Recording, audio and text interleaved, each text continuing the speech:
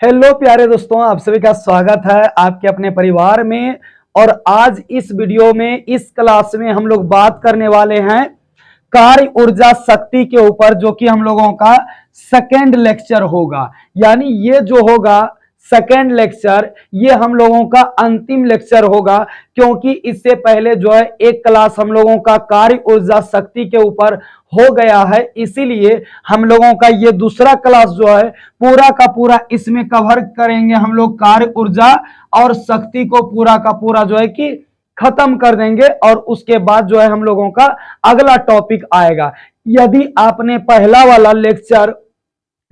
वाला क्लास नहीं किया है तो डिस्क्रिप्शन में लिंक दिया है, आप वहां से जाएं और अपने पहले क्लास को देख लें। उसमें हमने पूरा कार्य को कवर किया है और ऊर्जा को उसमें हमने बताने का प्रयास किया है। कार्य कितने टाइप के होते हैं, ऊर्जा का एसआई मात्रा क्या है, उसका विमेय सूत्र क्या है, ये सारा चीज हमने वहां पर कवर किया है। तो आप उस वीडियो को जरूर देख लीजिएगा, और साथ ही साथ ये वाला क्लास भी आपके लिए बहुत ही दमदार और पावरफुल होने वाला है, क्योंकि आज हम लोग ऊर्जा पर बात करने वाले हैं। और ऊर्जा के साथ ही साथ जो है कि हम लोग ये भी बात करने वाले हैं कि किस ऊर्जा को किस यंत्र के द्वारा अलग ऊर्जा में कन्वर्ट किया जाता है। और साथ ही साथ यह भी जानने का प्रयास करेंगे कि ऊर्जा संरक्षण के सिद्धांत किस नियम के अंतर्गत आते हैं और किस प्रकार से कार्य करते हैं। तो आइए फटाफट क्लास को शुरू करते हैं। सबसे पहले हम लोगों का जो दिया गया है, कहता है ऊर्जा का रूपांतरित करने वाले कुछ उपकरण।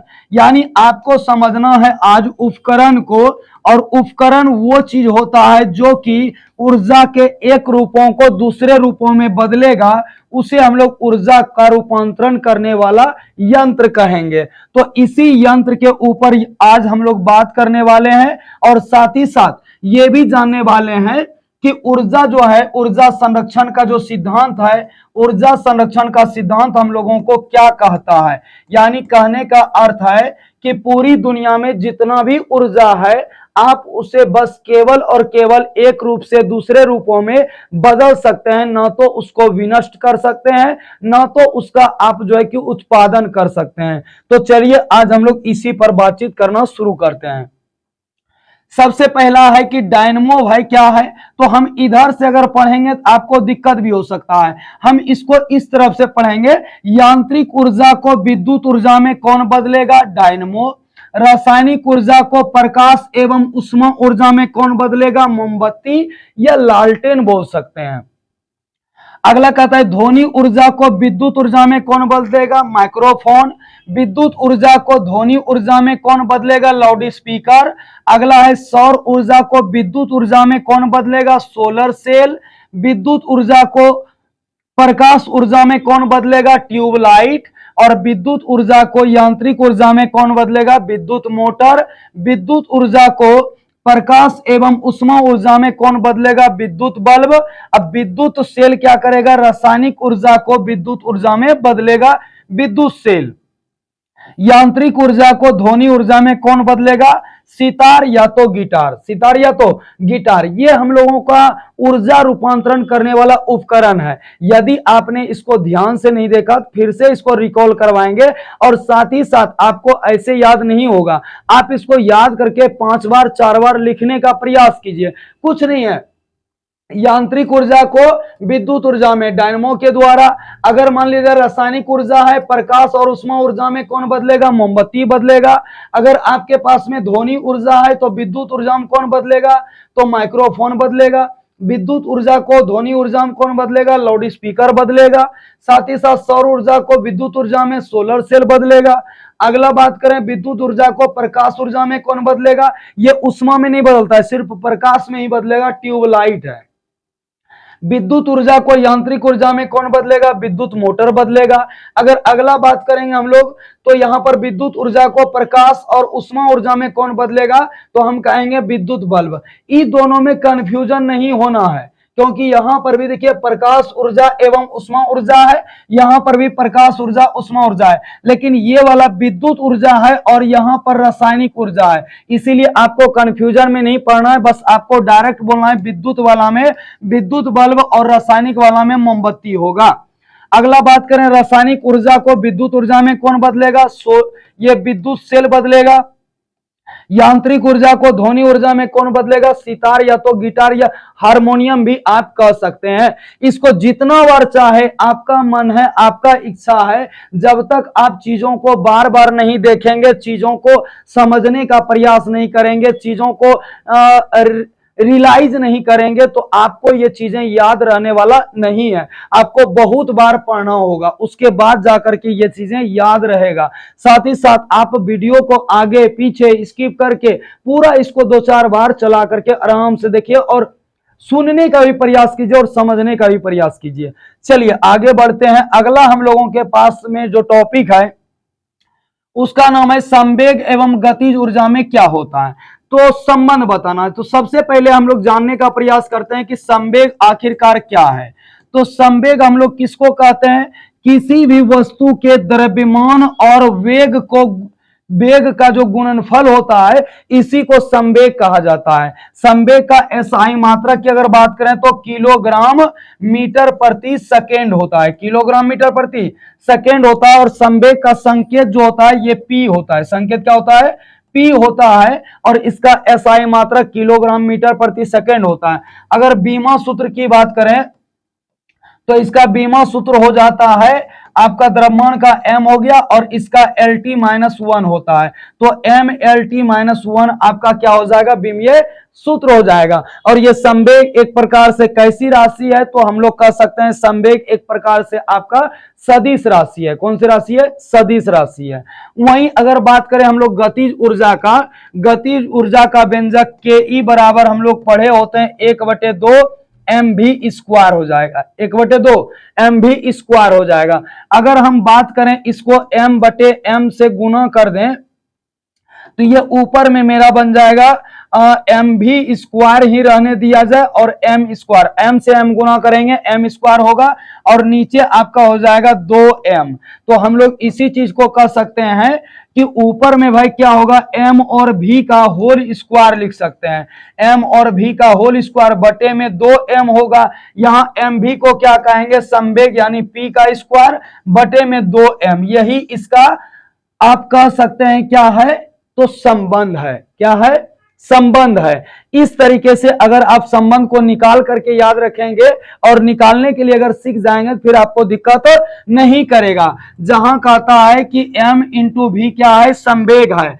अर्थात संवेग को जब दुगुना करेंगे तो गतिज ऊर्जा 4 गुना हो जाएगा, क्योंकि यहां पर देखिए स्क्वायर है।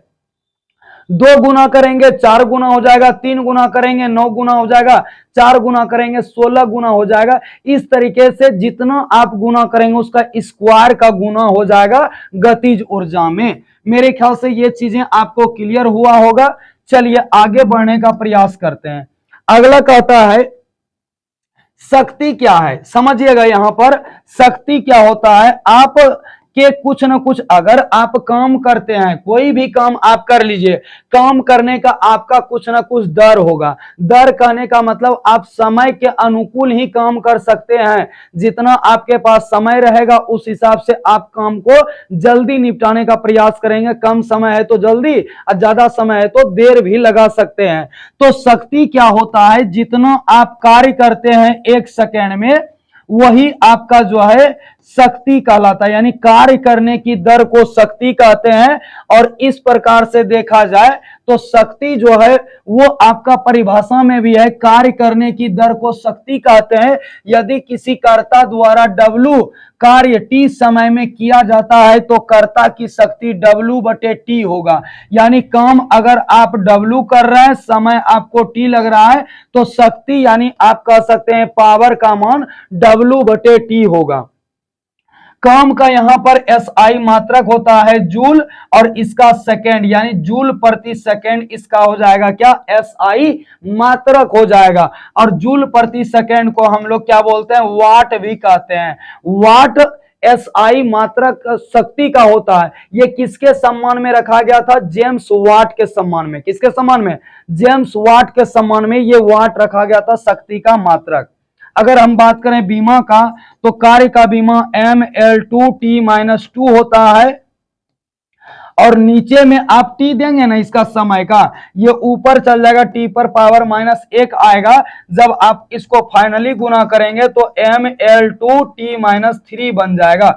ये आपके लिए शक्ति का क्या हो जाएगा, तो हम लोग कहेंगे विमीय सूत्र हो जाएगा। यहां से देखिए शक्ति का संकेत P हो गया, सूत्र कार्य बटे समय हो गया, यानी W/T, इसका SI मात्रक जूल प्रति सेकेंड, जिसको हम लोग या तो वाट भी कह सकते हैं। और वाट किसके सम्मान में रखा गया था, जेम्स वाट के सम्मान में रखा गया था, उसका SI मात्रक वाट। विमीय सूत्र इसका क्या हो जाएगा, तो इसका विमीय सूत्र हो जाएगा mL2T-2 इंटू में T-1 हो जाएगा, तो mL2T-3। ये वाला कहां से आया, तो नीचे आप लिखते हैं ना बॉटम करके, तो इसको हमने ऊपर कर दिया, पावर माइनस में चल जाएगा, प्लस में था तो माइनस में चल गया, और इसी को गुना किया इतना आ गया। अब आगे समझते हैं, शक्ति का SI मात्रक वाट होता है यानी W, जिसे वैज्ञानिक जेम्स वाट के सम्मान में रखा गया है। ये वाला बात आपको समझना पड़ेगा कि जेम्स वाट के सम्मान में रखा गया शक्ति का SI मात्रक क्या है, वाट है। कहता है शक्ति बराबर कार्य बटे समय होता है, यानी जूल अब बटे सेकेंड हो जाएगा, इसी को वाट कहेंगे। और 1 वाट का मान जो है 10 पर पावर 7 अर्घ प्रति सेकेंड के बराबर होगा, क्योंकि कार्य का सीजीएस पद्धति में मात्रक जो है वो अर्घ होता है। कार्य का पुराना जो मात्रक होता है यानी सीजीएस पद्धति में वो अर्घ होता है। जूल भी ले सकते हैं, जूल प्रति सेकंड भी हो सकता है, अर्घ प्रति सेकंड भी हो सकता है। और 1 किलोवाट बराबर 1000 वाट होगा, 1 किलोवाट बराबर 1000 वाट होगा। और 1 मेगावाट बराबर जो है आपका 10 लाख वाट होता है, यानी 10 पर पावर 6 हो जाएगा, 10 पर पावर 6 हो जाएगा। चलिए आगे बढ़ने का प्रयास करते हैं। अगला कहता है शक्ति की एक और मात्रक अश्व शक्ति होती है, जिसको हम लोग हॉर्स पावर बोलते हैं, यानी HP कहते हैं।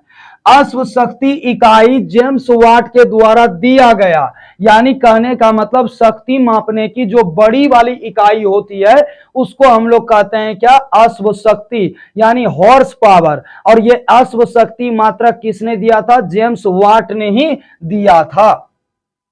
एक अश्व शक्ति यानी 1 HP का मान 746 वाट के बराबर होता है, जबकि इसको हम लोग 550 फुट लैप्स भी बोल सकते हैं।